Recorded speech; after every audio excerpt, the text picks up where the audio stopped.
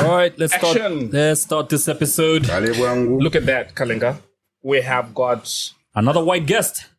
I was about to say the same thing. Oh, serious? Yep. Look We at have us. got our second white guest. The first one I had was what's his name again? I keep forgetting his name. That guy, Chris. Chris from Yellow Card. And look at us. He's living his life in Barcelona. I know the way Speaking of Barcelona, Spain.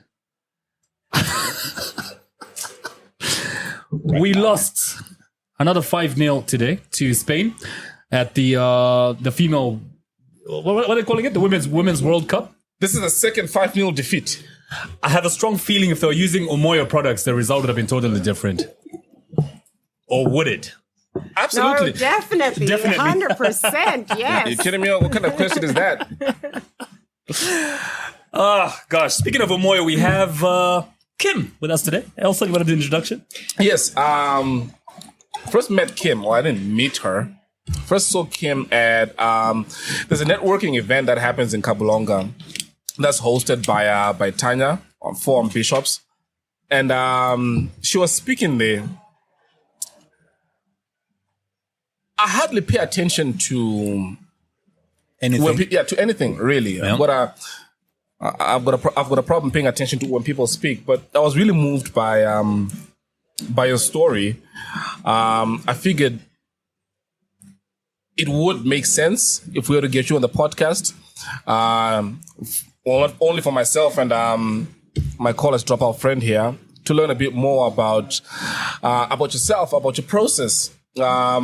Largely because I'm an entrepreneur myself, so is Kalinga. Yeah. And it hasn't been like an easy journey, very rewarding.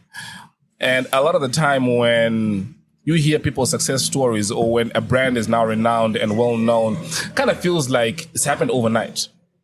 Like it has been a very smooth journey. Overnight success that took 15 years. Right. No way. Was it 15 years? Yeah. Omoyo has been 15 years in the making. Yeah, 2007 was when I started, yeah. That's a lifetime. It feels like it, yeah. Sheesh. All right, so welcome, Kim. Thank you. To the ZAP podcast. Such a pleasure to be here. And it's funny you should mention skin color because people, when they ask me, where are you from? And I say Zambia, they look at me like, really? Like, where are you really from? Yeah. No, Kim, where are you really from? Where are you really from? Well, I was born in Sweden, but I came to Zambia when I was 3 years old. Sweden? Yeah. And you chose Zambia? Well, it wasn't really my choice now, was it? I was 3. It was my parents. No, it wasn't. But this is home. This is where I have my roots, my business, my life, Right. My life is here and I love it. Kim, do you have any gadgets that you no longer use in your home? I know it's like bringing this in randomly. I'm trying to plug a friend here who's doing amazing things. Got a shop called Right Price. Okay. So if you have any old laptops at home that you're not using anymore, Cell phones. But I kind of recycle them into the business. So whatever you stop using, you hand down to somebody in the company. Always. Really? Yeah, but then the person you're handing to also needs to hand it over to someone else. And when it gets to that point... when it gets to its very end. It's very end. So I'm sure Omoyo Even when it doesn't work. No, it has to work. It has to work. Okay. Because they have to reset it. Okay. So you can trade in your old gadgets, and you can either get For cash. or trade in for a something new gadget. a newer gadget, and just top up a little bit when you go to Right Price right now. Okay, well, I'll keep that in mind. And they're found at Levy Mall, arcades, also in Dola and in Kitwe. Okay. So all Right your old Price. gadgets, your phone, I haven't seen your phone, but I'm sure you need a new one. Because the way the world moves nowadays, we need to replace our gadgets almost on an annual basis. They make us believe Yes. we need to change our gadgets. But And Apple has been guilty of actually slowing down every other gadget. So if they release a new gadget, every gadget before that, they deliberately make it slower. Such a Not replace only it, yeah. that, they changed the freaking cable. None of my cables work anymore. That's like the big And thing. if you look at the new iPhone, it doesn't have the audio jack anymore. No, that infuriates me because you can't charge and listen in the car. Right. Especially the old Oh cars. yeah, But anyway. with the aux cable, you can't do Yeah. that anymore. Anyway. What kind of car have you got? Well, in my new car, I finally have Bluetooth. And it's just An Apple transformed my Play. life. What car is that? It's a Hilux. Oh, right. Yeah, well, there you go. Yeah. Well, you can use the Bluetooth. Yes, now, but as of 6 months ago. I get exactly what you mean. But for him with the Mark X, Yeah. you can do both. Yeah. I still have the aux cable. and have to buy what's that lightning cable? Do you know that for the aux cable to work, lightning cable that you connect to your iPhone? Sheesh, man. Imagine the process. I need to upgrade to a Hilux as well, yeah. I need to work extra hard.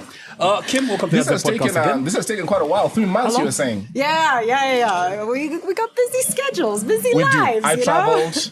I think that was the big thing. Your travel. My travel. Yeah. Oh, and one other little thing that happened when I got back. Which was? The mumps, Kim. Oh, the mumps. We weren't going to mention that. That was a secret. It's a little thing, Kim, and you couldn't get it. Well, it's not. Yeah, now it's back to normal. I don't know. I always think mumps is for kids. It is. So what happened to you?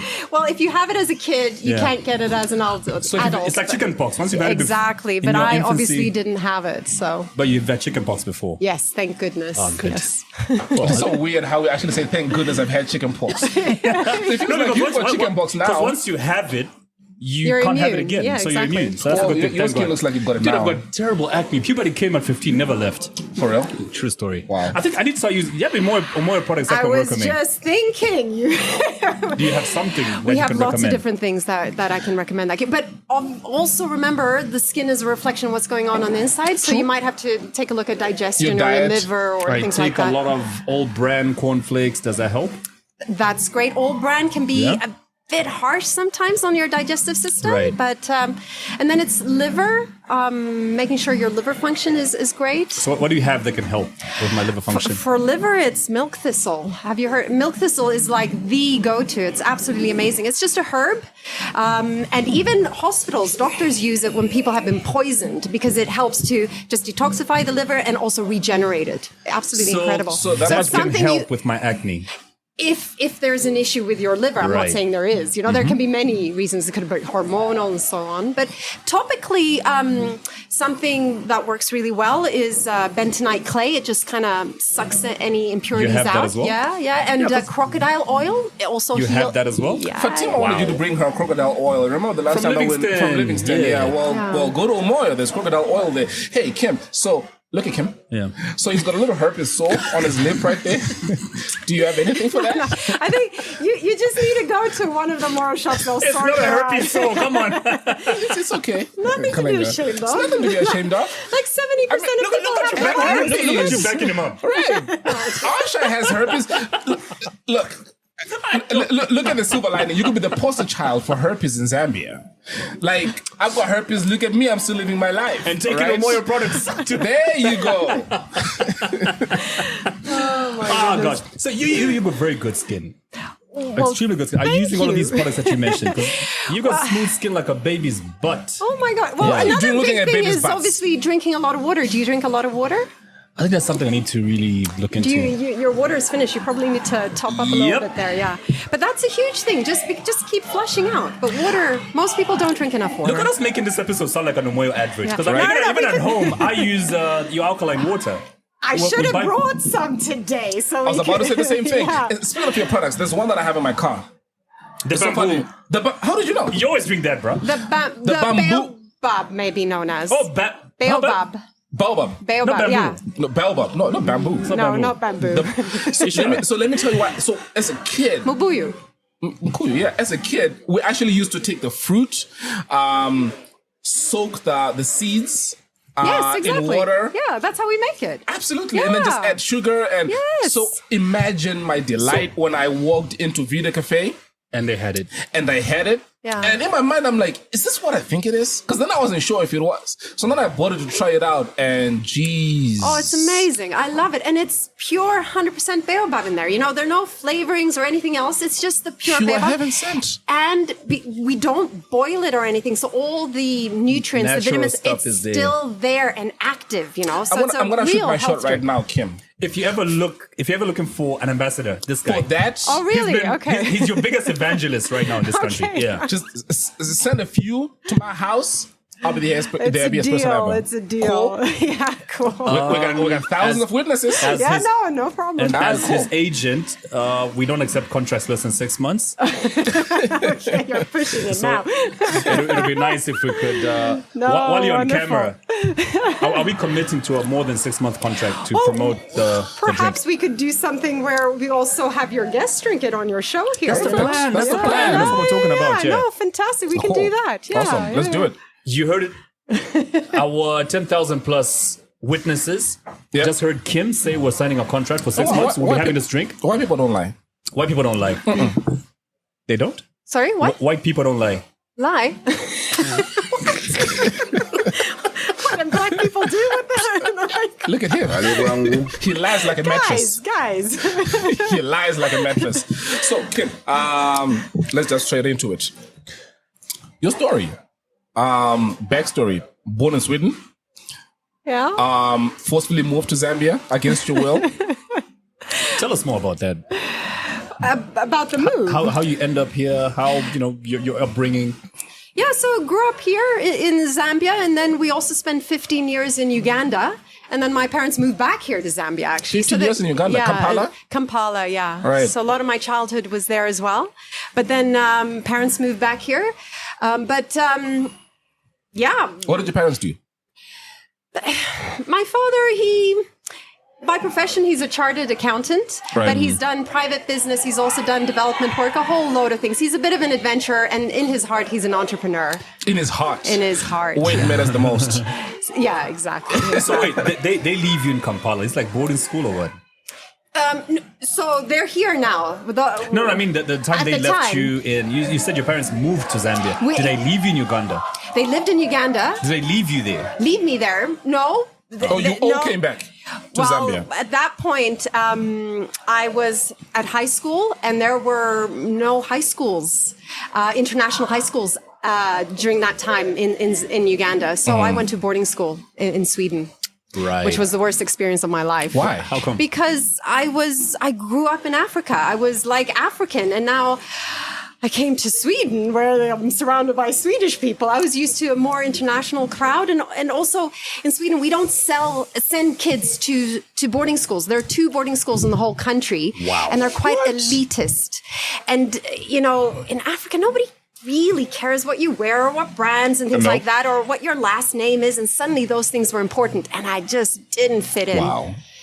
So as soon as I finished my last exam, I was out of there. Well, like a bat out of hell. Yeah. The same day. Yeah. Wow. Yeah. Oh, you came back to Zambia. Well, then I went to university. I went to university in England. Oxford University, studied economics and management. Did you Look at finish you. that? Yeah, I finished that. Do you know who didn't? It's okay. Like I said off camera, the most incredible entrepreneurs Do didn't not finish encourage him, university. Please Kim. encourage us. But I will go back to school one day. No, but you One know day. what? I don't actually think I learned very much, to be perfectly honest.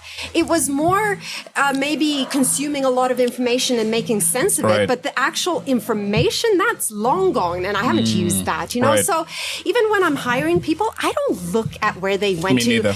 university. It's all about your attitude. It's Yep. all about who you are as a person, your drive. That's what I look for when I hire people. Yep. The other stuff isn't important. Yes, irrelevant. Yeah, it's important if you're going to become a doctor or a course, that's lawyer or or a something, lawyer, you know. right. Yeah. But that's it. My You, dad always. you don't want a half-baked pilot. No, you don't. Definitely not. My dad always used to say, "You are hired for your qualifications, but fired for your attitude." Yeah, That's true. Because That's when true. you're fired, you still have a PhD. Yeah. But it's yeah. your attitude. By the way, this episode is brought to you by Zamtel. And we are shooting this episode At from Onoma. this amazing, great restaurant in Rose Park. Gob, can you just give him a 360 maybe? Just see how. Oh, well, he can do that. What kind of a Greek experience we're having. Well, no, not now. Yeah. He can do that later. Yeah, I know, then I know he just, can. Yeah, But put it does over. feel we're in in there. Greece, hey? We're on holiday. It does, right? Right. You said it's your first time here, right? Here, yes, at this restaurant. And I'll be coming back. I think it's amazing. Great does look ambiance. amazing, yeah. It is. It Yeah. is absolutely beautiful. I've been here a couple of times. The food is actually pretty good as well. I like shisha. It's pretty smooth. Yeah. So shout out to Onoma and Zamtel for making this possible.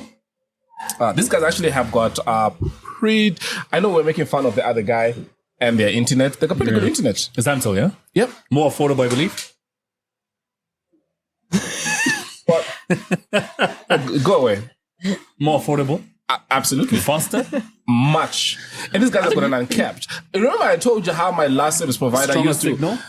My last service provider, Yeah. they use their prices, they used to charge like a wounded buffalo. With Zamtel, you can get like uncapped at, a fraction of how much I used to pay. From, sounds like... what color is that? From these guys in blue and... Just remove that. No, don't. Because, I mean, it sounds to me like a recipe for disruption. Stronger signal, better, faster. Right. Yep. I mean, with where we're going and Starlink coming in... that's scary. The competition is going to be extremely good. Anyway... Competition's good. We encourage. Competition is good. Yeah, we encourage. Which I it. don't think you guys have. We have Yeah, I was about to say competition the same big thing. time. Do you have competition? We'll come to that. Yeah, okay, I'm we'll more come to interested in the... What were we studying at Oxford again? I did economics and management. How did that go?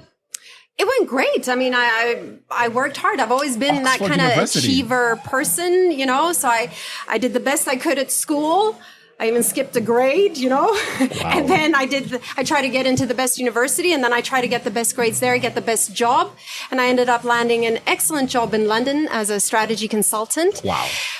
But then when I got there, you know, I'd never really stopped and thought, what is it I want to do with my life? I just kind of followed the herd. I just kind of did the best I could and followed the herd and did what everyone else thought was the best thing. Like sheep. And then, like a sheep, a freaking sheep. And then when I got this job, I'm like, well, is this it? Is this what I'm supposed to do now? Right. And, but I stuck it out because, you know, I don't quit. I'm not a quitter. No. So I stuck it out for a few years, but it was going to work every day with like a knot in my stomach. And it's a horrible feeling. And it just got to a point where I just quit. From one day to the next, I quit. And people thought I was insane. Like you're giving up your life, because I didn't just quit and move to something better or something else. And I it's had always no the people plan. who love you the most who are going to discourage you to quit your job, right? Yes, Because they're scared. yes. If you go out to the world, you might feel as an entrepreneur or something, yeah? My father's like, take a sabbatical or something. Have a Think way about back this. in. Yes. But I knew in my heart that this was not what I was supposed to be. It wasn't for me. It wasn't my calling, you know? So I quit, and I was young enough to be able to do that. How many years did you work for? It was like 2-3 years. It wasn't much. Yeah. Wow. Yeah. A couple of things. More to your point, what you say is the people around you that sort of... Especially the people who love you the most? Yeah. I Are the feel ones like who will- people project their own insecurities Their onto fears. you. Their fears. So if they try to become an entrepreneur and they failed, they sort of project that their fears onto you to say, no, but there's no way you would be able to do that. But the time that you say that, I felt like we just like skimmed over. Is you went to Oxford? Dude, I don't know how we just took that, and she said I went that's to... why I asked what were you studying at Oxford. Yeah. This is Oxford, bro. I know, the Oxford. Never mind what she was studying. She could have been studying how to shine shoes. This is Oxford. Or home economics or something. This is Oxford. Man, that's huge. Well, but you know what? The only reason I went there was because I had a teacher that believed in me, who happened to be from England, and he said, "You are applying." And he had gone to Cambridge, and he said, "You need to apply to Cambridge." But the application forms at my school were finished, so he said, "Okay, well, let's do Oxford." You know, there's that rivalry between Cambridge. So I applied on the last day, not expecting much, but got an interview and went, and yeah. Here we are. Here we are. It kind of feels as though you had a pretty privileged background. I mean, the fact that you could afford to go to one of only two boarding schools in Sweden, you could afford to go to Oxford. Well, Oxford back in the day, you know, Sweden's part of the EU, and so was England back in the day. So, and university in Sweden is free. And no way. Yes, it's free, and they have back then, including the two boarding schools that are there. but it's subsidized by the government. You know, everything is subsidized by the government in Sweden. So extremely affordable for everyone. Yes, yeah. I mean, you pay exorbitantly high taxes, so you pay for it, but it's subsidized. And back then, a university in England, because Sweden is part of the EU, it was not expensive. Now it's a different story. You know, now you know it's expensive. I'm worried about like wherever I send my kids is going to be a fortune. But then it wasn't. And also another thing is Sweden offers student loans at a very, very low percentage to make sure that you can also cover your living expenses. I feel like people always get stuck with that burden. It feels like it's herpes that follows you. Well, it took me 20 years life. to pay off that. Right. Yeah. So it wasn't like it was just paid off. It's taken time, slowly and steadily. And did your parents help you out with that, or that was all you? Or Well, just I student took loans, these that is? student loans. Yeah. To be able to pay for it. No, I'm saying, so did your parents chip in to help you get rid of the student loans? No, that's been me. That's been you the whole time. That's been me. Yeah. Okay, You, so- you cleared your student loans in the 2 years that we were working in No, England. no, because the interest was so low, so I spread it Right. over almost 20 years. That's called debt restructuring, Kalinga. I know. I did a whole episode about that with the Zanako episode. The Zanako Now, you're not podcast. here to plug your Zanako episode. So, moving forward, you then decide to leave the UK. Well, I quit my job from one day to another, not knowing what I was going to do. And I just got this idea that, no, I'm going to become a windsurfing instructor. I'm getting on a plane and I'm going to Barbados. And I didn't even know where And Barbados did you go was to on the Barbados? map. I did. And I spent several months there just windsurfing, from not knowing anything to becoming an instructor. And it was the best damn thing I ever did, because I got out of my head. I got some space from my old life. And I figured out what I really am passionate about and what I wanted to do with my life. Windsurfing. No, it wasn't windsurfing. But what was great about it was that it got me out of my head into my body. It Right. was That's so what you mean. physical, really physical. And I've always liked a challenge, and it was challenging. I don't know if windsurfing is when you're like on a board with a big Yeah. sail Yeah, on the yeah. water going like 100 miles an hour. They do that in Very- Kariba now. Yeah, Yeah. that's a whole other experience with the They do. crocs there. Like, I wouldn't want to try that out in No. Caribbean. You didn't run into Rihanna by any chance while you were there? Barbados, yeah. no. You do know who Rihanna is, right? Yes, but Okay, I cool. don't think Just she check. was even born back then, to be honest. so Hey, today- I'm a bit older Wait, than Rihanna. how far back is this? Well, it's in my early 20s and I'm in my late 40s now. No, you're not. Yes, I And am. Rihanna is like, what, 30? I don't know how old she She's is. here on this podcast 35 telling or lies something. that she's in her late 40s. You don't look a day older than 31. That's why I was complimenting her skin, because you look, Oh, you look, thank you, but it's Omoyo. Whatever you're doing, Kim, do it every twice day and twice on Sunday. Sundays. Yeah. Thanks, guys. I appreciate it. Late 40s. Yeah. Look at me staring at you now like, nah, lies. And he's 29 Lies. and he looks like this. He's 29 and he looks like this. You know, it's not one of the episodes where I can call you names or just... No, thank you. I'll hold back. No, please do. So yes, Barbados, windsurfing, what next? Figured out what I'm passionate about, which was health, natural health, nutrition in particular. How So did you that come figured up? this out in Barbados. It's always been, yes, I figured, well, I always knew I enjoyed the subject, Right. but I thought this is not, you can't make a living from that. I mean, like, Absolutely it's not. a hobby, I mean, you know? right. But I, since I was young, I've been interested in health and nutrition. I used to read all my mom's health books and implement weird and wonderful things during our family dinners. You know, nobody was allowed to drink water when we had family dinner because that interfered with digestion. So what were you doing? Wine? No, you're not supposed to drink anything because it dilutes your digestive juices. I was Right. also the weird kid who my lunchbox would be mashed banana with garlic What? to school because I had Ew. read how good Your mom garlic is didn't for like you. Your mom did not like you. Oh, No. I was the one Oh, who you prepared- made that? Yeah, I made it because I wanted to be healthy. I was experimenting. So it started at banana and garlic. yeah. You know, if a kid in Chibolia does the same thing, they'll be like, shame, he's so poor. But it's clearly it's healthy. Well, I was experimenting. I'd read that it was good for you, so I thought, well, let me try it. You know, so from an early age, I've was been it? interested. Yes, garlic is phenomenal for the immune system in particular, and for killing all sorts of germs in the body. Could kill your sex life too. I mean, the auto, nobody wants to be I around wasn't so you. concerned about that at 10 years old, but No. Oh, that was 10. Horrible joke.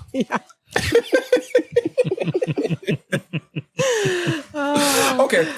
So Anywho, so your interest peaks Yeah, at, so- at that moment when you're in Barbados and you figure, Yeah. And then I'm like, well, if I'm going to work with health and nutrition, then, economics and management, even if it is from Oxford, ain't going to help me a whole lot, No, you know? yeah.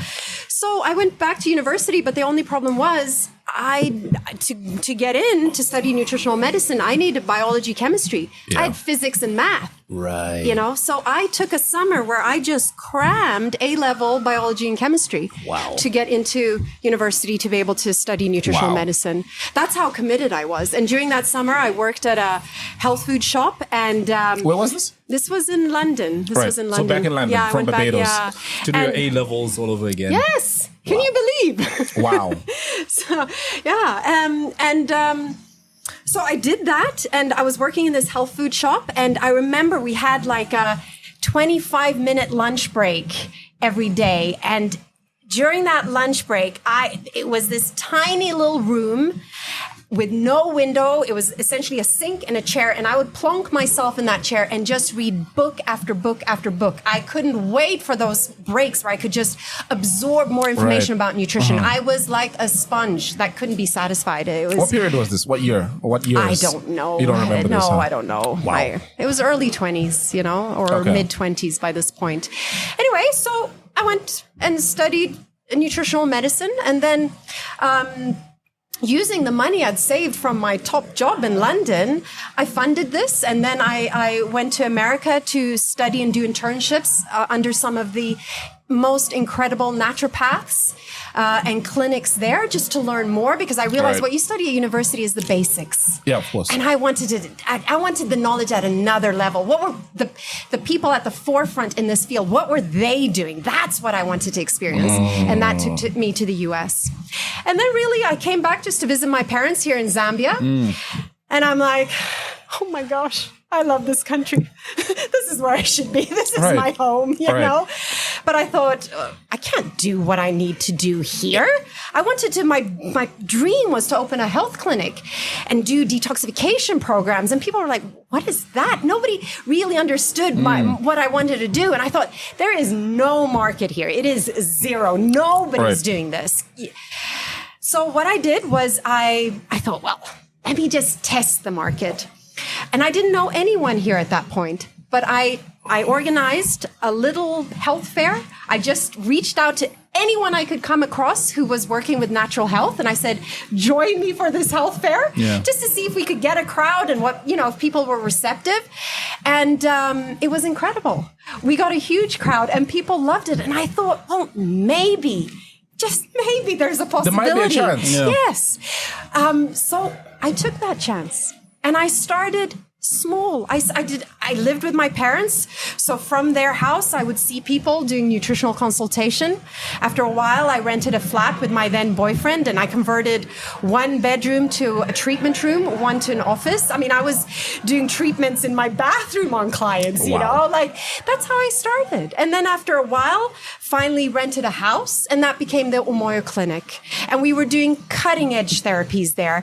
Just truly incredible things, helping people just get onto healthier lifestyles, overcome things like diabetes and hypertension, just clean out their body, lose weight, these kind of things.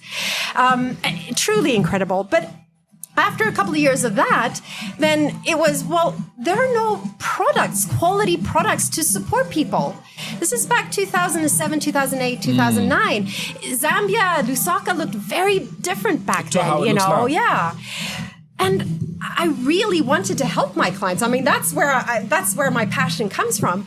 And I thought one day I was walking down Arcades. We only had 2 shopping malls back then. It was Manda Hill and Arcades, you know? Yeah. And I was walking there. There was a shop that was empty. And I thought, why don't I open a health shop? And I went to Center Mall Management and I asked, you know, hey, I'm Kim. I would love to open a health shop. And they're like, yeah, go for it. I had no experience. I didn't know where I was going to get the products from. I just thought, I'm doing this.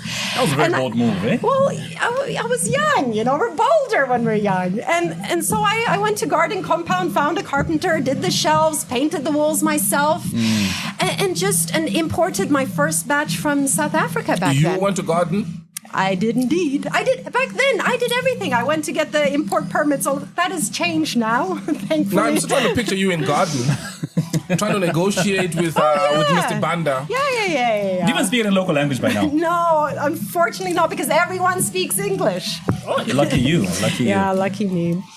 Yeah, so that's really how it started. So that was the first health shop, and that shop is still there today with the same original shelving from Garden Compound. The one at Arcades. The one at Arcades, yeah. So that was our original shop, and that we kept for many years, just that one shop and the clinic. That was it. And it took time for me to make a heap of mistakes, for me to learn, also for my mindset to shift, because I was working as a therapist. My job was to help people as a therapist. I was not an entrepreneur. That didn't even occur to me, you know. Right. And for the company finally to take the next step and grow, I had to then transform myself up here from being a therapist to being a business person as well. Well, first I transformed into being like a manager, but now it's like I'm transforming to become a leader and the business owner and driving it from that perspective, you know. So it's been a real journey just for myself, you know. Something that you've just said, do you believe, especially when you had to transform yourself from being a therapist to everything else that you've just said, especially being a leader, do you feel like that is something that you can learn, or leaders are born? It's something that you currently have in you, you know what I mean? Oh, 100% that it is something you learn. Obviously, as with anything, some people might have certain talents and things that would lend them to becoming a good leader, but everyone can become a good leader. And for me personally, what I've realized is that it doesn't just happen. You have to be intentional about it. Just because I've led or been the owner manager of Omoyo for 15 years doesn't make me a good leader.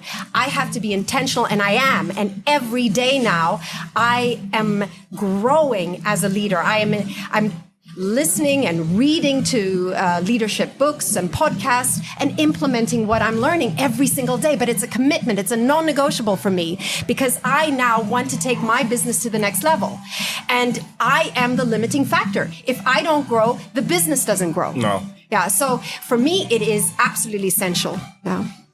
Interesting, because at times I battle with how to respond to. I've been an entrepreneur for about 6 years now. Currently, I employ 29 people. It gets to a point where somebody texts you or calls you and says, hey, look, my mom's in the hospital. I cannot afford the medical bills. May you please step in and help? And you're conflicted.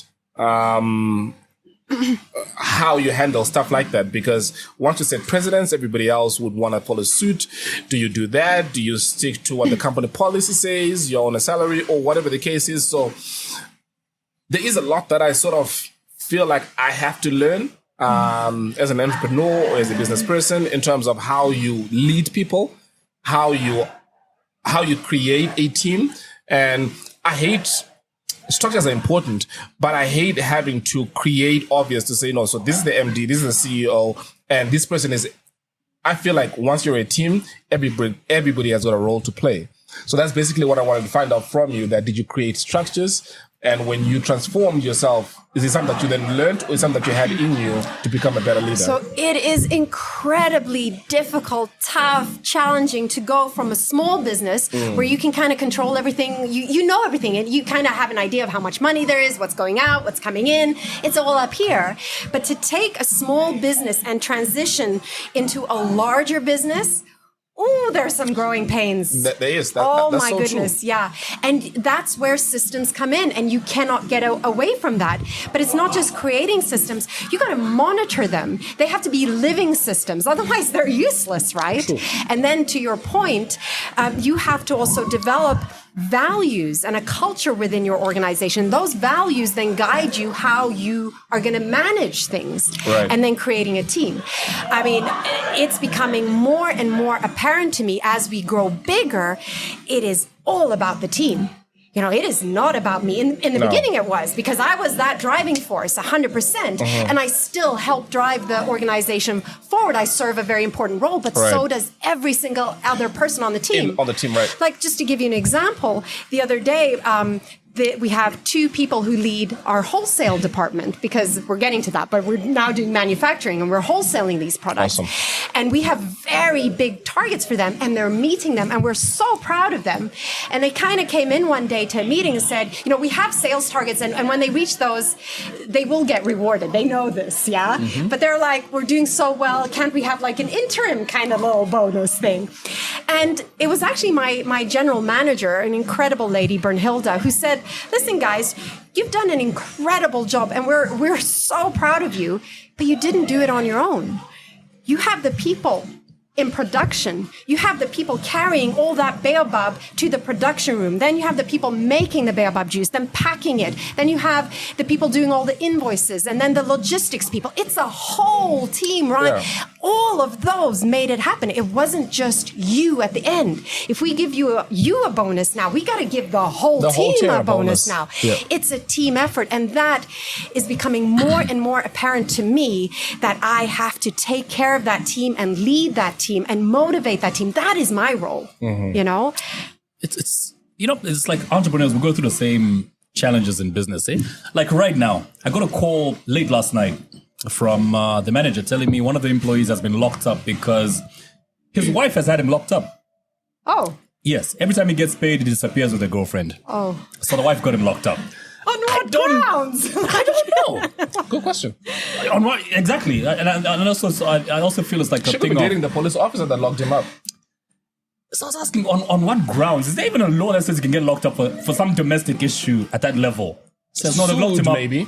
Sorry? Sued, yes. But he's been locked up 2 days. I'm like, and then I gotta start thinking, okay, cool. I'm the lead of this team. How do I then react to this? Do I talk to his wife first? Do I talk to the police first?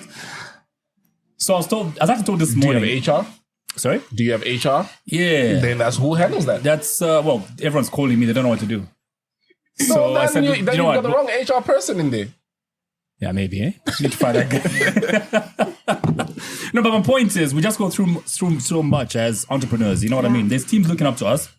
And more to your point, so much can go wrong, but I like how you've answered your question. You build a culture in your company, and as a leader, you need to look at how everyone is important to achieve towards achieving your goal. You know what I mean? And one thing that's really big in Omoyo that is very important for me is I find sometimes here in Zambia, there's a culture that people don't want to make decisions. They kind of defer the decision to the person above them. Exactly what happened to me this morning, that HR issue you're talking about. So, yeah. And it's... giving people firstly, that they have to take responsibility, right? That's number one. But then also allowing them, giving a space where it's okay to make a mistake. So that fear is not there, as long as intentions were good, and then you help and you coach them to become better. It is about helping them fulfill their potential, and then for them to be able to lead the team below them, But it starts with taking responsibility, and that's something that we work every single day with our teams, helping people to see the importance of that. How many people do you employ now? Maybe 120. Sheesh. Wow. Yeah. 120 people? Yeah. It's earlier you mentioned that a lot of the products are... Zambia, sorry, bro. In Zambia particularly, personal income tax is the biggest contributor to the tax revenue, right? Company tax or personal income tax? Income tax. I wouldn't know. Okay. Yeah. Company tax is actually a lot less than personal income tax. Is it? Okay, yeah. Interesting. So just by the sheer volume of the number of people you employ, there's quite a number. There's quite a lot that you're doing for the economy. Yeah, true. If the one that has earned the most from Umoyo is the government over the years, hands down, because they get paid whether it's tough times or not through VAT and income tax exactly, and company all of that. Yeah, they are the biggest earner throughout the years. Have you had any run-ins with ZRA? I feel like the ZRA did now. Those guys are not messing around. The ZRA of HH? They are not messing around. They will call... And they will call you more than your spouse. I think that says more about your spouse than ZRA. Touché. Not just saying. You mentioned earlier... No, you're not just saying. My phone is about to ring. I'm thinking, is that herpes or did somebody hit you? It's a pimple. Go ahead. Herpes is inside. Anyway, we're talking about goods that when you started, you would import from South Africa. How much are you still importing and how much are you still making from here in Zambia? Yeah, so what happened, just to continue the story, and that will answer your question, is we had this one health shop. And then when I finally started working on the business rather than just in the business, we started expanding. And now we have 9 health shops and an online shop. But what really happened was, and a lot of whatever we can find locally, we buy locally, 100%. But there isn't that many products that you can get locally. Right. So we were heavily relying on imports. And by this time, not just South Africa, we import bulk coconut oil from India, Himalayan salt from Pakistan, shea butter from Ghana, and so on. Sheesh. You know, apple cider vinegar from Italy in bulk. You know, so it grew. But what happened, and it was a very scary time, was when COVID hit. I don't know if you remember, but the exchange rate just shot up. Oh my goodness. Yep. And nobody knew where it was going to stop. Will it stop? Where will it stop? You know, there were all sorts of exaggerated claims, you know, but it was a very scary time because we import, we pay we pay dollars, and then we are renting. And in Zambia, when you rent in shopping malls, and we had 9 shops plus a head office, that's 10 rents in dollar. So our major expenses were dollar, but we were earning kwacha. And you can imagine that equation just didn't make sense. And we started going down. And plus our supply lines were interrupted during COVID. We couldn't get vitamin C. I mean, you know, shipping companies stopped sending their ships. It was a nightmare. And Umoyo was about to go under after so many years. And at that point, ZRA still wants their taxes. Of course. Your landlord still wants their rentals. That's what she just said. Are you part of the show? Yeah. I'm just emphasizing the point. Yeah, no, 100%. You're correct. So we had a huge dilemma. Do we just pack it up? You know, there was a good run. Right. We did what we could, you know. Back to England. Or no. no, Sweden? No. Have you not caught on? Zambia's my home, okay? Hey, listen, Are you part of the show? Listen, you've got options. She keeps all right? saying You're going to go back to America? No, I can't go back to America. I have nothing in common with America, but Zambia is my home. Yeah. But nonetheless. Listen, she said that 5 times already. Yeah. Listen, I know. Focus. Calm down. Focus. I know I'm the wrong color. I'm the wrong color. Has there ever been an instance where a government, well, not a government, but the Zambian government has actually bailed out such an institution as large as Umoyo that has employed so many people? Because if COVID had taken you out, No, they don't. No, of course, no. They don't have the resources What or do you think this is, facility to America? do that. No. it's possible. I mean, it's happened. In South Africa, it's happened before. No. You know this, right? Yeah. Do you know this?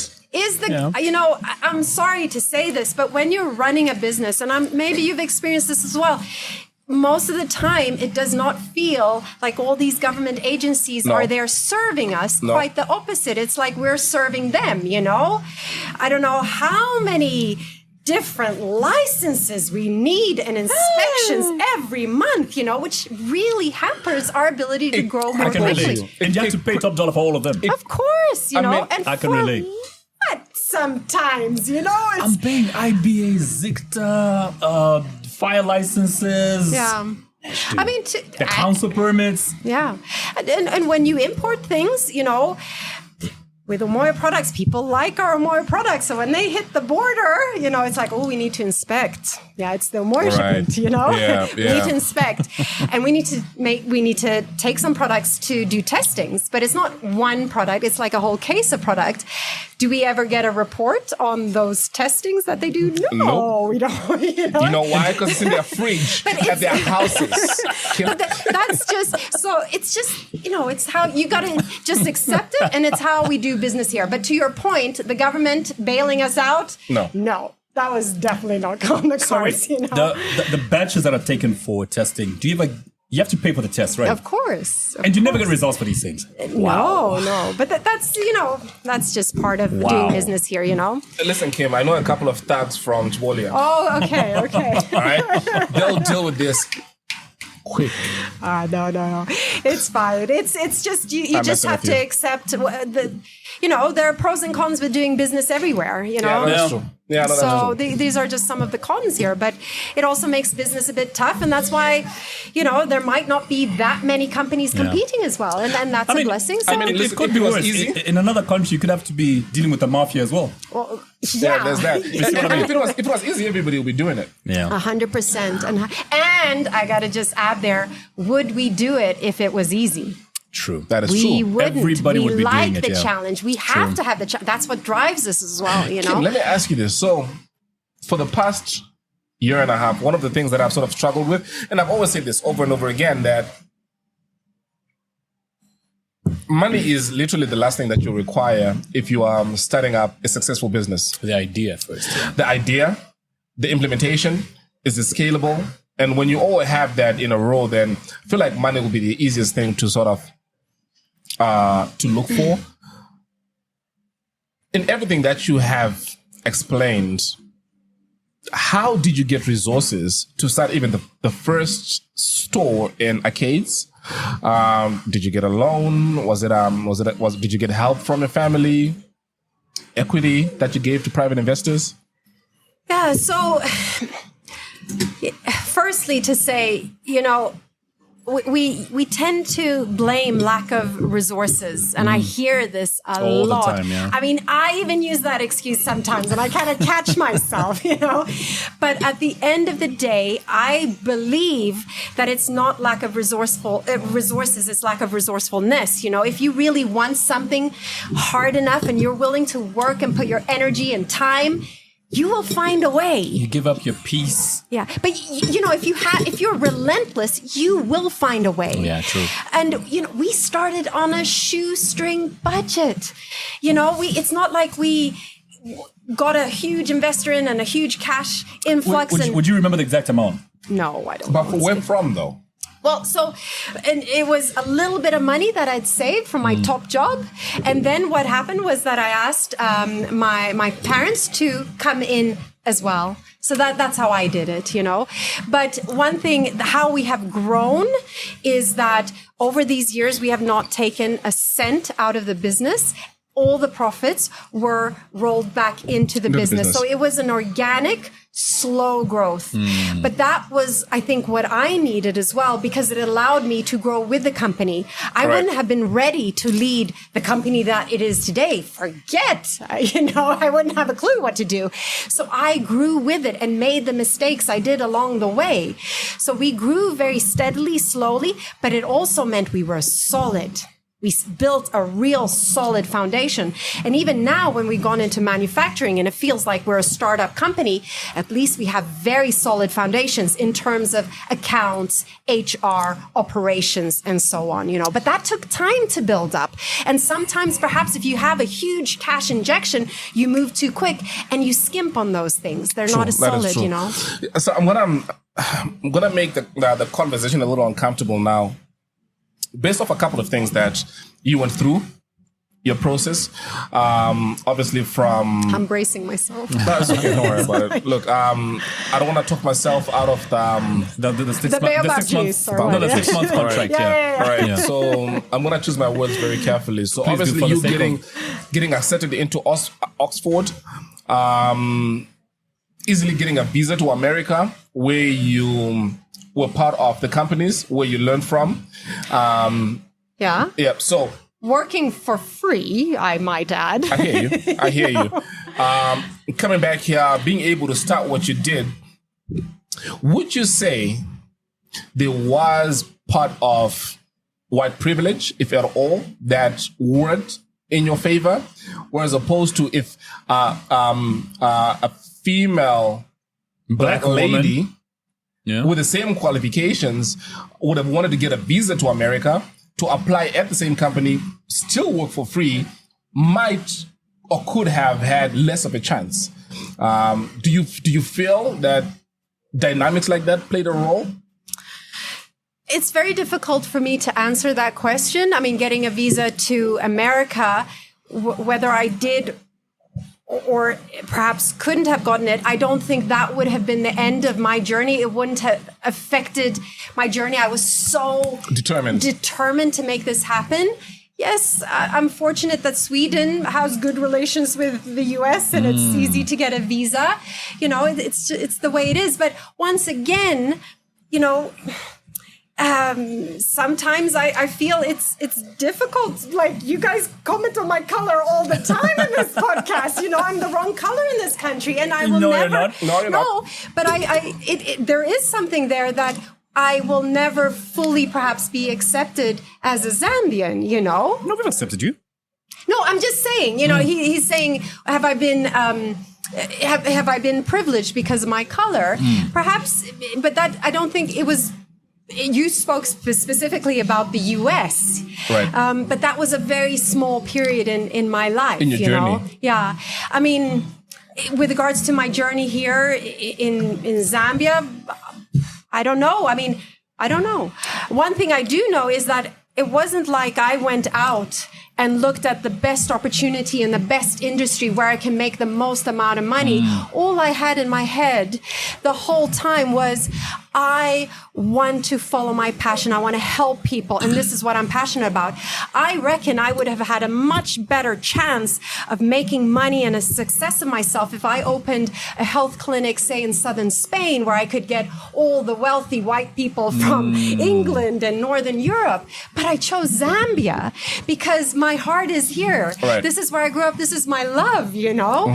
So I think I didn't make it easy on myself. Right. That's what I think, you know? I chose quite a hard path. I chose going into an industry that didn't exist. I chose a country where there was no industry for this. I had to build it. I wrote 7 years in the Post newspaper every single week, a health article, because back then we didn't have social media. Yeah, Sunday health session. I remember those. You do? Yeah. Oh, But good. you would be, I think, on the opposite page from Edem Jakoto. Okay, possibly. I don't know. Yeah. So, you know, I put my heart and soul to get people interested in this stuff because nobody was interested, you know? So in my mind, I don't think I took the easy path, you know? I think I actually took a harder path, but I did it because it was right for me, you know? Yeah. And it gave me incredible opportunities because who, having just started out, would get a column in the newspaper? You know, I was able to do that because nobody else was writing about health and they wanted a health column, and I was willing. I put my hand out. You know, like, oh yeah, I'll do it. Yeah, I'll do it. But I put myself. I was doing a health talk every single week. All of this was for free. I was on radio trying to get the message out about people taking responsibility for their health and that what they put in their body really makes a difference and so on. You know, so I put everything I had in there, and it's only really now that I feel we're at a point where I can take this company to the next level and make it like a proper company, like a full-on company. Until this time, it's been great, you know, it's been profitable. But now I have a much bigger vision, but it's taken time to get to that point. You know? You mentioned you'll never be accepted because of your skin color. What does acceptance look like to you? No, I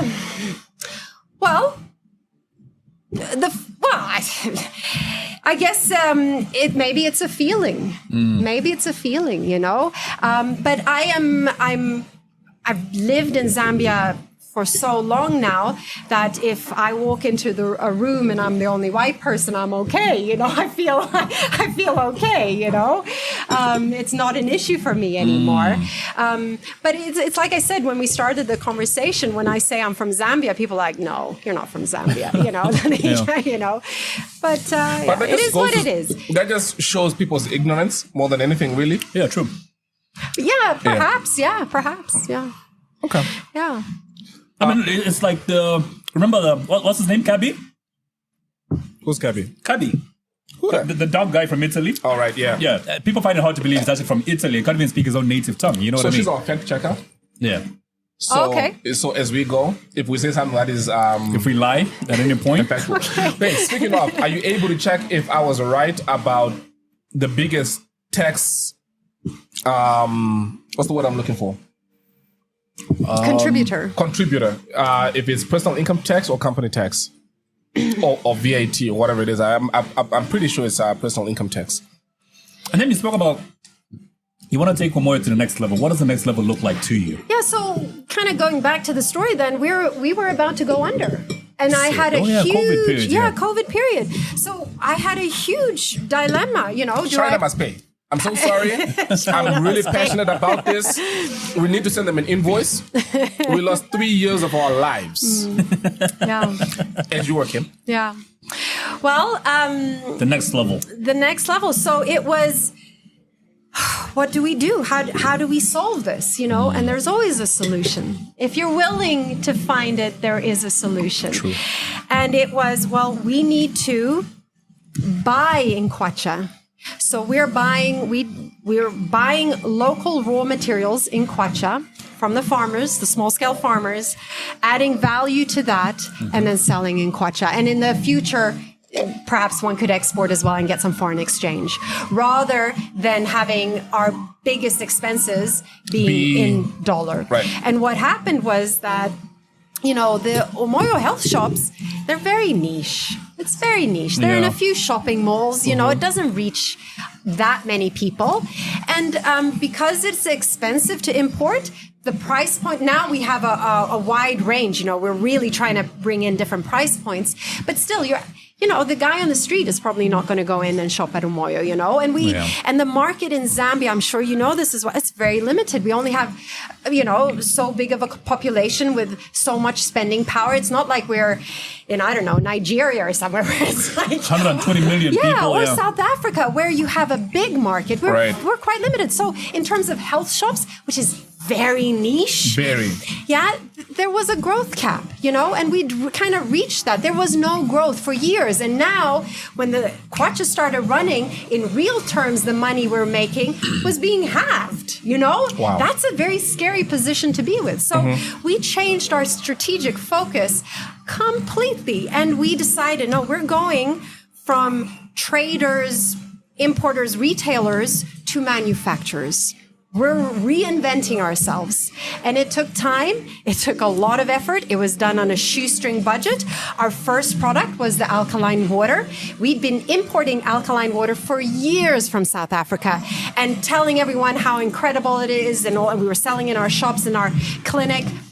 And one day we're like, this is insane. Surely we can make this, And we literally converted a bathroom in our head office to our water factory. It was 2 by 2 meters. So drinking water Kim, comes you and bathrooms, Kim. But now, I'm just telling you. Are you saying the water we've been drinking came from a bathroom? No, that's not what I'm Just messing saying. with you. I am saying it's not about resources. Yeah. We didn't have a lot of resources, but we were freaking resourceful. Yeah. And we started with domestic appliances. Right. But it took us a year to figure out how to do this. And we got approved by ZABs and everyone, so it was proper.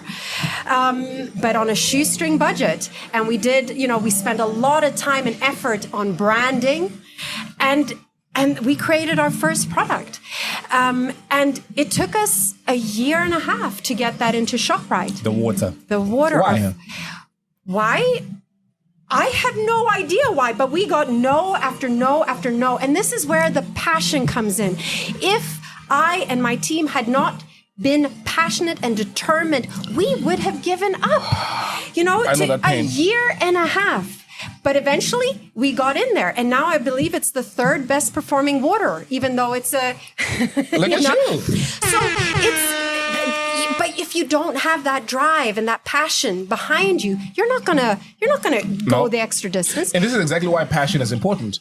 Yes. For times like that, when it gets difficult, something has to carry you through those difficult moments. Passion gives you that energy. I mean, look at how many times we would have quit this podcast because we're not making any money from it. Yeah. We shot a podcast yesterday. There were so many things that got in the way of us making. There were more things that were saying, don't do it. Yeah, still made it happen, Too many things that were going wrong yesterday, but regardless of all that, it's the passion. It's the passion. Oh, crap. I actually have 2 people you need to make ambassadors. him and my wife. Oh, okay. Speaking of ambassadors, go ahead. Every family event, Yeah. she's always talking about your Himalayan salt. Oh, wonderful. The alkaline water. Okay. There's so many pink, because your logos are like, your labels are mostly pink, right? There's yeah. so many pink things in our pantry. You would think she gets these things for free. Well, wonderful. I hope she's wonderful. watching this and seeing that I'm campaigning for her to become brand ambassador. You should come see our pantry. Okay, Yeah. I'd love to. Your question? I first knew of your alkaline water from Nasi. Where's he? From UBA. I think she has like containers in her office. Okay, No, I don't know about yeah. year round. Yeah. Yeah. Nasi. I don't know if you work with Nasi, was you directly or you've got somebody in marketing who does that? Yes. Yes. Yes. Oh, you know Nasi. Yes, not personally. She's moved to Australia now. Oh, is it? Yeah. Okay. Sydney. Yeah. No, she was great. She loved our water. All right, now that she's gone, the water can come to me. Yeah. I will gladly take the contract over. Okay. 6 months. Noted. 6 months. Yeah. So that's 6 how months. that's how you start, and then you develop from there. And then we did our Baobab juice, our red passion, which is the hibiscus, lemongrass, cinnamon. The water was the first. Water was the first. What was the second one? Baobab juice, Uh-huh, and then red passion, Right, okay. and then we have an immuno boost drink, and we have something that. called Dr. Ho's formula, which tastes vile. You don't drink it because of the taste, but it helps you to cleanse. Helps you go to the loo. It's phenomenal. A couple of things. A couple of things, Kim. So when everything was going to, so I'm not going to curse, Yeah. to the toilet. Yeah. Yep.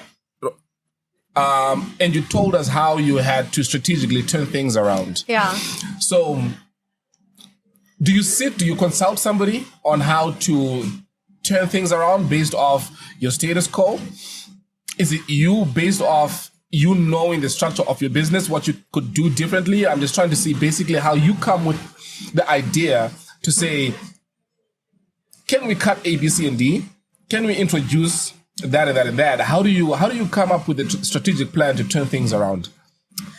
It's a great question, and I don't think I have a concrete answer to that. I think when you are willing and when you put yourself in a state of possibilities, you open yourself up to also see more, That is a big thing also in my life that has made a huge difference. And I pay attention to this every single day to make sure what version of Kim do I go out in the world with every day? Because I find if I go out in my best state, in my peak state, I am so much more likely to run into the right people, make the right connections, see the way forward, compared to if I'm worried and going into that negative energy, then everything just closes and you start focusing on the problems rather than the solutions. So I don't know how to answer it, except that I always had hope and I knew there was a solution and I was willing to do whatever it took to save my company. So, yeah. Do you feel like a sort of battle to answer this?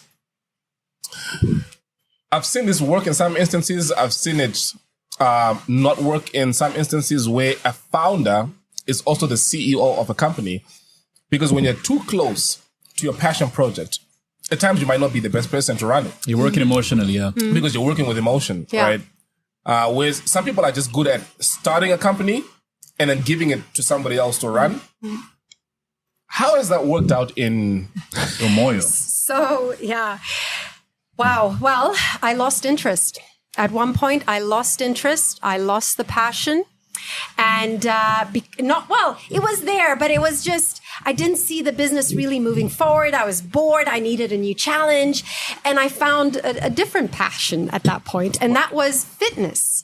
And I basically bought and operated a gym for 5 years, CrossFit Amaka. Which one? Oh. Yeah. And I took a deep dive into CrossFit and loved it. Oh my gosh. I put my heart and soul into that. And that's my life. I follow my passion. That's who I am. And so for 5 years, I did everything I could to grow that business, and it was thriving. And during that time, I took a complete backseat to Umoyo. I had slowly handed over to my general manager, and I was not involved. But then what happened? COVID. Gyms were shut for 5 months. Right. Yeah. And it's like, well, I can't do anything here. I might as well go back to Umoyo. And that reignited my passion and my drive for Umoyo. I'm going to turn this business around, you know? So I got a break. And I think I needed that break. Now I kind of cringe. Oh, where could we have been if I'd like focused? But it's the way life is, you know. And I had to give myself permission to try something different as well, you know. You know who probably hated that? You coming back into Omoyo? Your general manager? No. Oh, we work so well together. I'm messing with you. Yeah, no, we work so well together. We're such a great team because she is incredible at administration and operations. And I am more the visionary and branding, marketing, innovation of new products. So we are a great team. Oh, that's awesome. Yeah. Oh, that's cool. Yeah. Wow. Man. You also No, go ahead. I you know, a lot of, I'm avoiding saying white people, but It's okay. Did you get the answer to my question? personal income tax, the biggest contributor to tax in Zambia. Yeah. I mean, there's many of us, so don't tap into that. No, but how many are employed? Crap. So it's the few feeding the many in this country. That's like my in every point. other country anyway. So, yeah.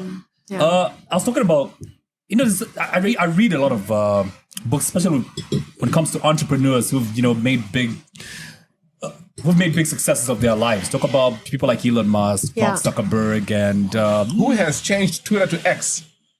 he changed it to X. Yes. That's the name of Twitter now. Yes, X. Wow. Oh, I didn't know that. Oh, wow. I had no idea. Yeah. Okay. And I was talking about, it's like every major successful person has a ritual that is sort of practiced, and they sort of make it seem like that's the one thing that helps them to succeed. Do you have any rituals, maybe meditation or some ritual that helps you succeed in Omoyo? Personally, not as a company. Like maybe do you put your right sock on first? You know what I mean? I wish it was that simple. Yeah. Oh, yes, absolutely. And it's shifted over time, you know. But I'll tell you what I do now. So it's what I what I was talking to before, making sure I enter each day in my peak state. And I have various things to do that.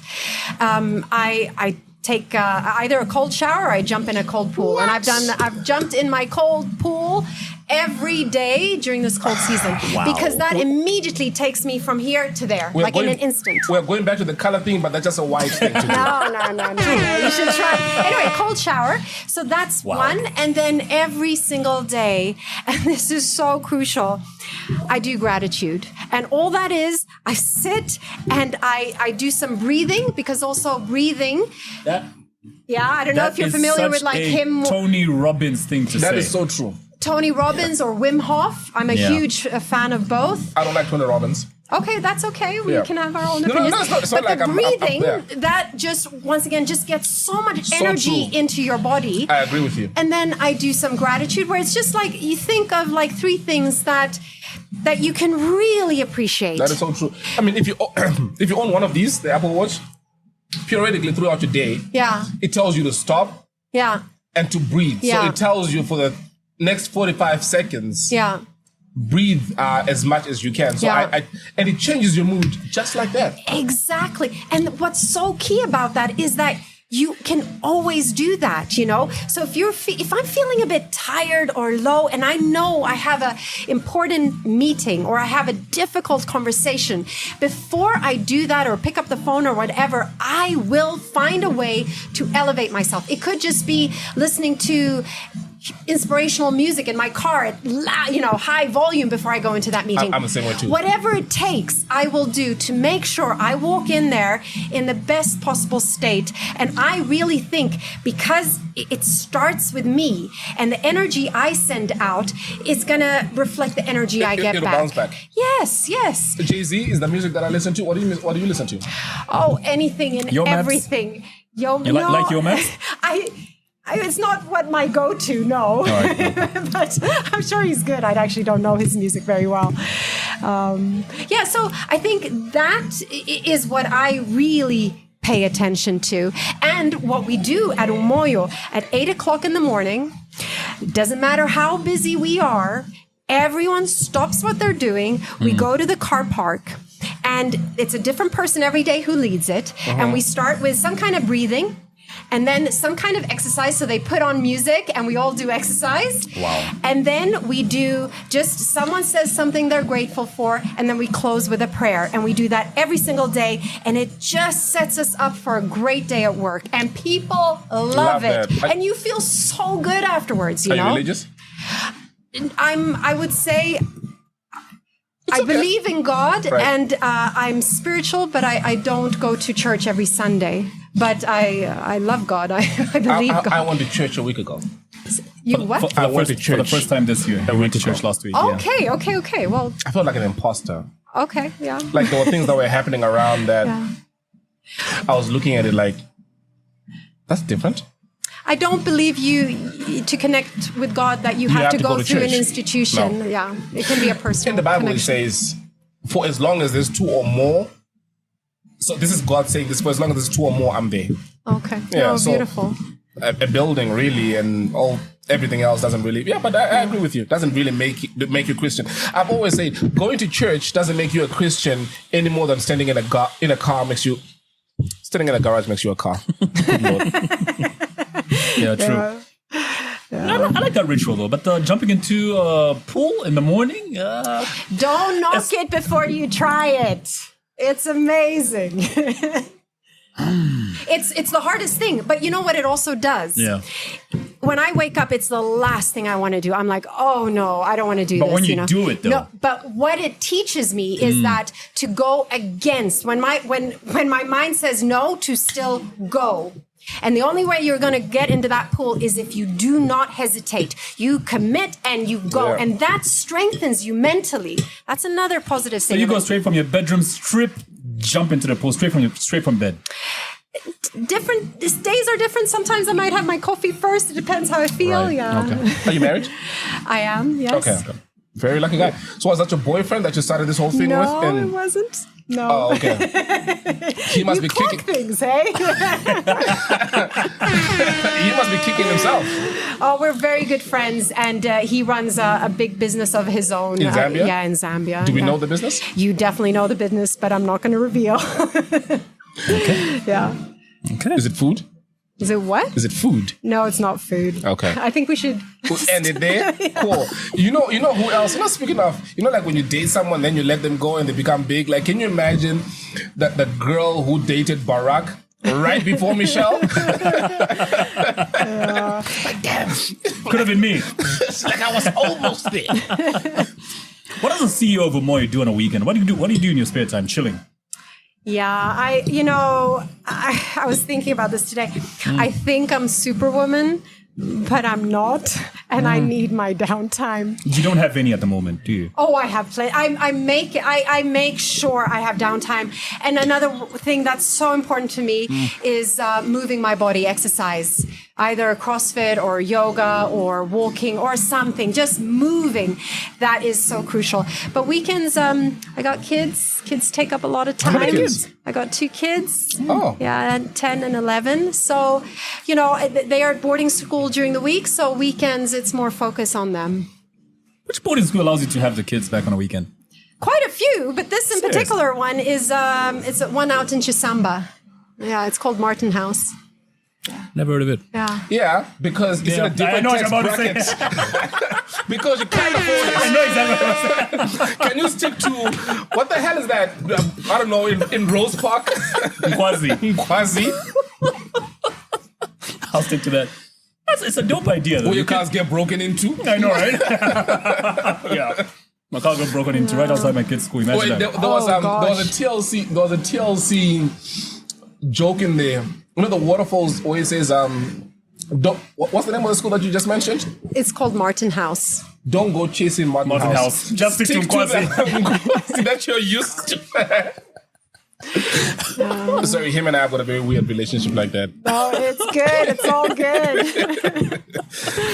Oh, gosh, man. I've learned so much in one afternoon from you. Really? Well, thank you. Like I'm looking at my business differently right now. Like, especially when you talk about, things were going down and you lost your passion. I'm at that point in my life right now because I'm into radio. Yeah. And I've sort of, this year, I think you've observed broadcasting. I'm into radio. Same thing, bro. No, don't limit it to just radio. No, I'm into broadcasting. There you go. Because then there's a lot more that you can do under broadcasting than just radio. I'm talking about what I'm like in terms of business right now. Let's stick to broadcasting. What I have been into. Let's talk to broadcasting. I'll tell you why later. It's bigger than just radio, is my point. What I have been into. I'm talking about the business where I'm losing passion. Go ahead. Okay. And when you talk about how you lost passion and you sort of, detach yourself from it, I felt that way almost the whole of this year. And after what you've shared this afternoon, I sort of feel like I'm going to go back now, bigger, stronger than before.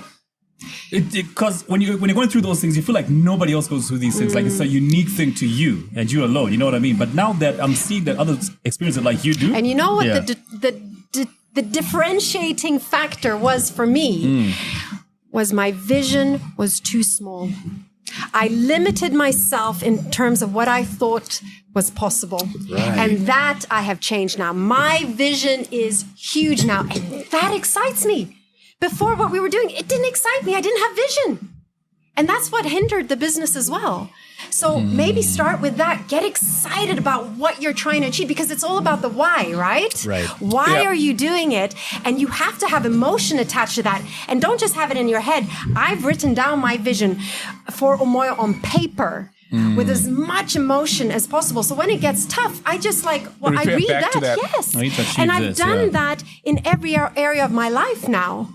Because I don't want to live just an ordinary life. I want to live on my terms. Right. I want to shape my life. I don't want to just go with the flow, which was kind of what I was doing before, and let the tide take you where it may, Right. I want to steer the ship.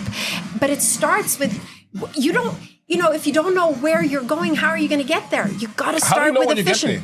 You never get there. No. Because when you climb the mountain, there's another mountain beyond it. Yep. And sometimes it's nice to look back as well and just see, oh, wow, I actually did all those things because I feel I'm still at the beginning. All right.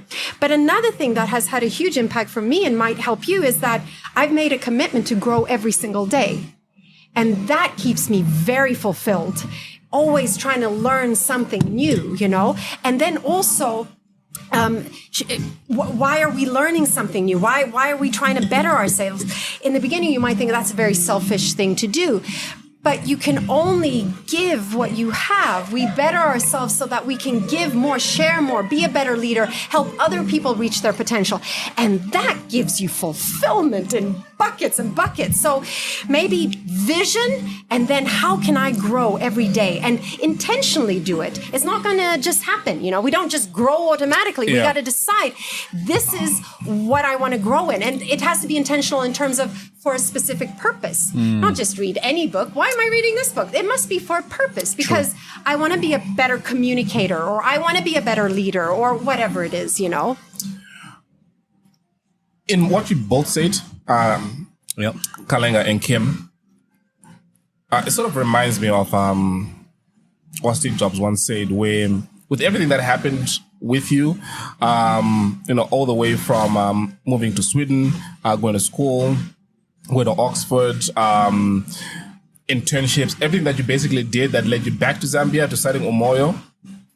And I know your life story from obviously being a DJ and things going horribly, moving on with your mom, starting your own business, the marketing and printing company and everything.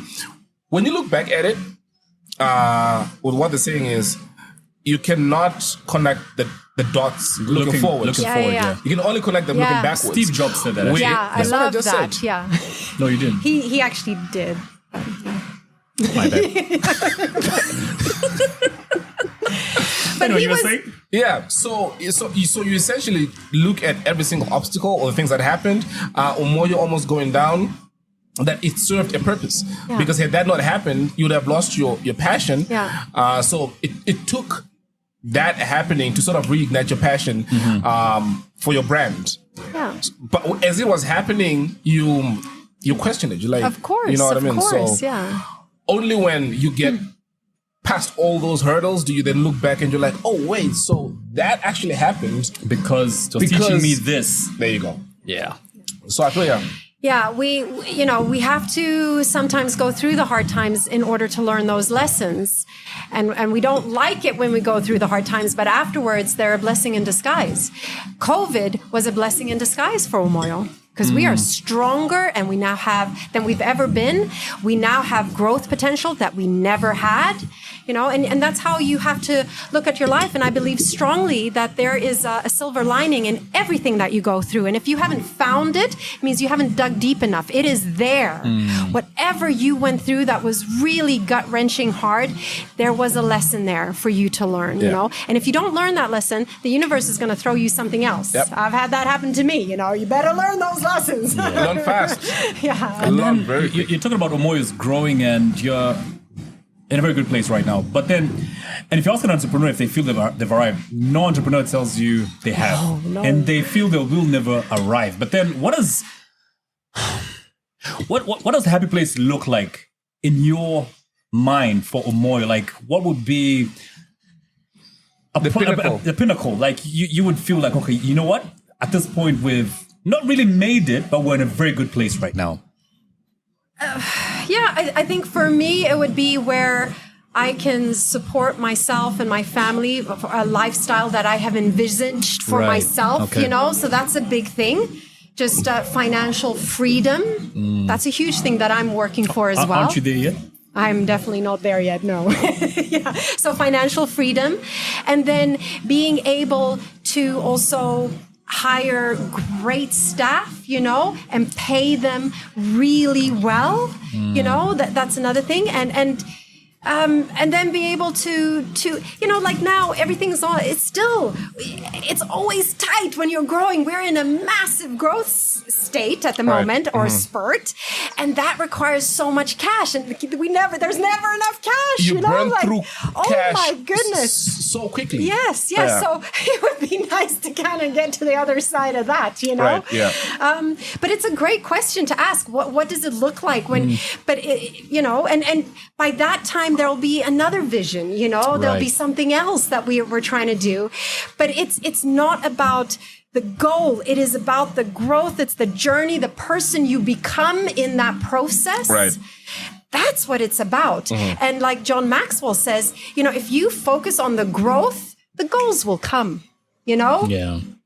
The growth. Yeah. So it's all about the growth. So I'm sure you're also looking forward to a time where every household will be using Omoyo products. More people, not just a niche market. Yes, of course. And that's what we're working. So we have the juices now. We have an instant porridge, which is phenomenal. We do peanut butter, and there'll be more interesting products as we go along. But at the moment, we're in a state where we're doing things like a cottage industry, and we now have to take it to a level where we mechanize in order to be able to produce real volumes and to get pricing down, I'm looking at owning huge factories or Omoyo factories and things like that. I'm sure that's what the vision is. Yeah. So this year, very exciting. We've secured land at MFES, and this month we're starting to build our first warehouse there. So look at you. It's a risk. Yeah. It's a risk, and it's debt financing through a normal commercial bank loan. So we got to. It's up to us to make it work. No handouts. And that's the other thing, though. I mean, the financing from banks. It almost feels like they will give you money when you don't need it. Yes, exactly. Yeah, all the time. Yes, especially, and it's tough here because interest rates are so crazy They're high. Ridiculous, right? And you have to have fixed assets in order to get. That's another huge hurdle. Right. Yeah. I had bare land worth hundreds of thousands of dollars, and they were like, "No, we cannot take this." Yeah, exactly. Regardless of that land being worth more than you gotta have structures. a building on there. Yeah. Right. But in my opinion, so far in Zambia, there've been 2 banks that have been very friendly. Yeah. To startups and SMEs, especially in the tech, and that's Absa and Access. It's gotten to a point where, depending on what exactly you want to do, they're able to tweak whatever it is that they currently have, right? Where you are able to see what they ordinarily would give to businesses and how they're custom making right before your eyes something to suit exactly what you're doing. And I feel like most financial institutions, banks especially, are so rigid when it comes to their processes. You go to these are the financing houses. They're extremely expensive. They're willing to give you the money, but they're extremely expensive.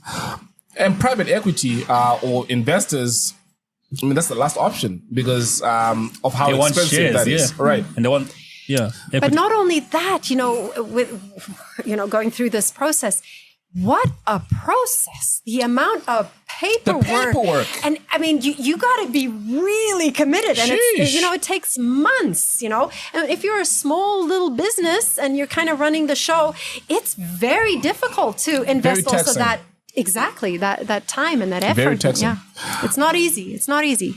And I've been lucky because I have had conversations with the decision makers, but I can imagine people who don't have access to the decision makers, who have to go through the process as it was designed. They'll give up halfway through. So I can imagine how other entrepreneurs that are only starting up now, they've got a small business, they've got an idea, the journey that is ahead of them. It's difficult. But what I'll tell you though is it's worth it. I've been given so many job offers. Oh, wow. I've been given so many job offers, and I don't know if it's a test or not, but I've turned them all down. And it's so crazy because these job offers come right at the time when your business is just about to crumble. Yeah. And you're tempted, Right. Yeah. And you're offered so much money, amazing packages. And I don't know if I can ever go back into formal employment, especially having gone through what I have gone through, just to throw that away. Yeah. It's like once you leave formal employment, it's very difficult to go back. After the freedom, you experience the freedom. Yeah. You can't. But entrepreneurship is not for everyone. No, it's not. It really isn't, because there's a lot of risk to it, and it's not easy. So I think you got to be a certain type of person, and certainly you have to have found your passion. Because if you haven't found that, then I wouldn't even start. If you're just doing it for the money, it probably won't take you all the way. Yep, that is true. Look, we've been at this for nearly 1.5 hours. We might want to wrap this up. You're a very important person. You've got a multi-million-dollar business to run. She's given us the whole afternoon, but we don't know. I have, because you're very important people too, aren't you? Thank you. Thank you very much. No, we appreciate this. From your mouth to God's ears. It's been such a pleasure, guys. But we still want to use up your whole afternoon. Oh, okay. Yeah. Don't be selfish, all right? I'm saying we don't want to use up your... No, we do not. Exactly. No, we don't. Yeah. I don't know if this was what you might have expected. Well, I did not know. I did not know what to expect, and I quite like that, so that I'm open to the experience and see what will unfold. He always asks a question that was a question that you would have hoped would have asked you that we didn't ask you. Okay, and I have to come up with a question. Yeah, so you can ask yourself the question and answer it. Yeah. What question would that be? Take your time. I don't know. I don't know what that would be. Sorry, guys. Okay. I hate to disappoint. Hey, Umoyo, the products that you sell, like organic products, right? They are natural. Natural. Yeah. That's the word I was looking for. They're natural. So our brand values are natural, quality, everything, and integrity. Yeah. So natural, basically, it's natural. It's So for instance, when you buy our Baobab juice, it is Baobab in there. We haven't put flavorings or colorings or preservatives. You have to, otherwise it would last 2 days. So that's something. Every natural organic product out there will have some kind of preservative in it. That's you cannot get away from it. But so it's natural, and then. But I mean, you can compare, though, the Baobab juice to a lot of the juices on the market where it's flavored sugar water with some coloring in it, Like we do a naturally fermented kombucha. How much sugar is in your Baobab juice? Well, it's a constant struggle for me because the palate here is very sweet. People like sweet things, and we're on the low end of that, So it is, you got to balance that. Yeah, but we're on the very low end of that in all the products that we do. But it's still a healthy drink, though. Oh, it's incredible. I love it. I mean, and just to give you another example of the natural, we do naturally fermented kombucha, and that process takes 8 weeks. That costs money. 8 weeks where stuff is fermenting. Whereas a lot of the kombucha on the market, if you turn that bottle around, it'll say kombucha flavoring. It is not naturally fermented, so you don't get the health benefits. So that's one thing. It's natural and it's quality products. And then the third one is integrity, because what's in the bottle is what it says on the label. I see Zambians drinking kombucha only when they have a flu. Is it just for flu? No. It's a nice drink, Yeah. So for instance, if you're not drinking alcohol, it's something a bit different, that you can, I usually put it in a wine glass and drink. How much are you involved? So when you're coming up with a new product, food, for example, how much are you involved in 100%. the production? Yeah? 100%. Yeah. No, I have to be. Because the company functions without me. But if it's going to go forward, I'm needed. So anything new that we're doing, anything we're driving forward, that's where I come in. Don't you think then that you will not be able to separate Kim? Oh, no, I've separated it. Okay. Oh, I did that a long time ago. Very, very long time ago. Yeah. Like I said, it operates without me. But eventually maybe I want to take more time out. But at the moment, I love it. Mm-hmm. I love it. I love being involved in it. But I'm also very grateful I've gotten to the point where I don't have to do the HR, where I can... You don't have to bail your employees out of prison, things like jail and things like that. Yeah. But I've done that. And then that's also part of the journey, Yeah. Great. Awesome. All right, cool. Kim, thanks a lot for coming through. And it's been real. It's been like a masterclass for me in business, entrepreneurship. I could have taught you everything she said. Yeah, but this is backed up with experience. Yeah. There's that. No, It makes all the difference to me. Yeah. No, and I'm very passionate about what I do. And I really, this next phase for me is also to share what I've learned along the way, Absolutely. to help others. Yeah. So I'm very passionate about this. So thank you guys for the opportunity. Thank I you so much for really coming appreciate through. it. This was amazing. I mean, we have exchanged texts back and forth for weeks. Yes, we have. I'm so glad that this has finally happened. Thank you. Likewise. Yeah. And it's so funny with the other time that I called you and you were a little skeptical to answer. Do you remember what name popped up? No? Robert Mugabe. Oh! You remember that? Oh my God, I have Truecaller on my phone and he calls me. Your true call is Robert Mugabe. Yes! I'm like, no, this is a prank. I'm not answering that. You've done that on purpose, haven't you? I did. Just get people's reaction. Anyway, till the next episode, guys, remember to click on subscribe. And the group is ready now, Sulanj. The group is ready? The group is ready. So the number is going to be on the screen. Yep. Throughout the whole of this period. This episode, sorry. Gob. The number will be on the screen. This is where you're getting your salary from, bruh. All right? Because you're calling us at midnight asking for your money. So we are trying to get you your money. From that number. Because we couldn't ask Kim for money. Yeah, but Kim is signing a 6-month contract. Yeah, for my water Which and Baobab still juice. needs to be negotiated. What, to 7 months? Yes, please. All right, cool. All right. To the next episode. Have a lovely day. Dun, dun, dun, dun. Dun, dun, dun, dun. Dun, dun, dun, dun. Dun, dun, dun, dun. Dun, dun, dun, dun. Dun, dun, dun, dun. Dun, dun, dun, dun. Dun, dun, dun, dun. Dun, dun, dun, dun. Dun, dun, dun, dun. Dun, dun, dun, dun. Dun, dun, dun, dun. Dun, dun, dun.